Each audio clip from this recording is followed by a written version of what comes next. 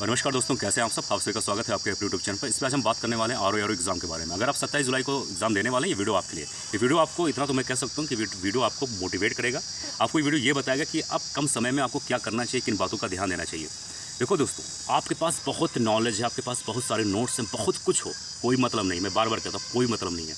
मतलब ये है एग्ज़ाम के अंतिम दिनों में, 1 महीना हो, 2 महीना हो, 20 दिन हो, 25 दिन हो, 15 दिन हो, 10 दिन हो, इन अंतिम दिनों में आप अपने मेंटालिटी को, अपने माइंडसेट को किस तरीके से रखते हो, ये इंपॉर्टेंट है। आपकी बहुत अच्छे से तैयारी, अगर आप एग्ज़ाम के अंतिम समय में अगर आप डर गए, घबरा गए, ठीक है, तो कहीं ना कहीं आपका एग्ज़ाम कितनी भी अच्छी तैयारी हो, आपका एग्ज़ाम सही से पेपर नहीं होगा।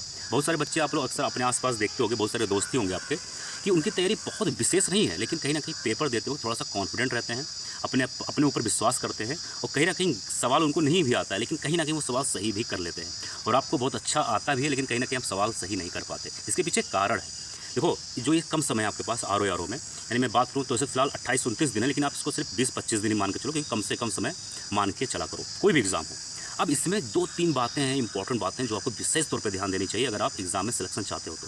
पहली चीज़ आप अपने दिमाग में ये रख लो कि ये है प्रीलिम्स। यहाँ पे आपको ज्ञानी, ज्ञाता, ठीक है, विद्वान नहीं बनना है, ठीक है। विद्वान बनने के लिए पूरा लाइफ है, तो आप सिर्फ उन सब्जेक्ट पे ध्यान दो अब इस वक्त जो आपके नोट्स बने। पहले ये देखो कि आपके पास नोट्स कौन कौन से सब्जेक्ट है, ठीक है। हो सकता है 2-3 सब्जेक्ट का नोट्स हो, बाकी ना हो। नोट्स एवरीडे रिवाइज करो। मेजर सब्जेक्ट पे ध्यान दो। पहला क्या करो, पहले ज्योग्राफी, हिस्ट्री, 2 सब्जेक्ट ये हो गए। हिंदी, जहाँ से 60 सवाल आते हैं, करंट अफेयर, यूपी स्पेशल, इनमें विशेष तौर पे ध्यान दो। साथ ही साथ इंडियन पॉलिटी। पहले जब इन सारे सब्जेक्ट का अच्छे तरीके से रिवाइज रोज़ अच्छे तरीके से आप करते रहो, क्योंकि ये ऐसे सब्जेक्ट है जो कि सवाल इसमें कहीं ना कहीं एकदम फिक्स होते हैं, यहाँ से कोई भी सवाल बाहर नहीं आता।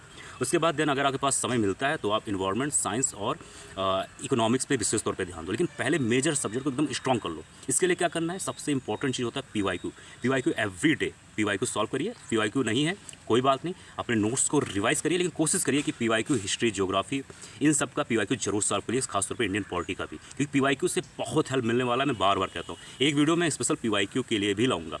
अब इस समय जो है ना, बहुत सारे बच्चे होंगे, होना भी चाहिए, बहुत सारे बच्चे ऐसे होंगे जो कहीं ना कहीं उनके अंदर डर, एंजाइटी, घबराहट, बेचैनी होती है। मैं मानता हूँ, क्योंकि अब समय कम है और बहुत सारे बच्चे ये सोच रहे होंगे कहीं ना कहीं कि काश मैं पढ़ लेता, काश मैं नोट्स बना लेता, ठीक है, काश मैं थोड़ा सीरियस हो जाता, तो कहीं ना कहीं आज उनके लिए फ़ायदा होता।